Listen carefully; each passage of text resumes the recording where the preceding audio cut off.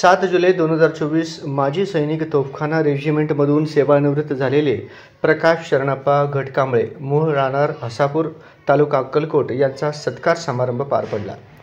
प्रतिकूल परिस्थितीतून सैन्यात जाऊन तेथून येऊन पुन्हा नियुक्त जलसंपदा विभागात नोकरीस लागून सेवानिवृत्त झालेले त्यांच्या सामूहिक सत्कार यशसिद्धी आजी माजी सैनिक बहुउद्देशीय वेलफेअर असोसिएशन महाराष्ट्र राज्य आणि समता सैनिक दल सिद्धनाथ ब्रिगेड तथा भारतीय बौद्ध महासभातर्फे सामूहिक सत्कार करण्यात आला।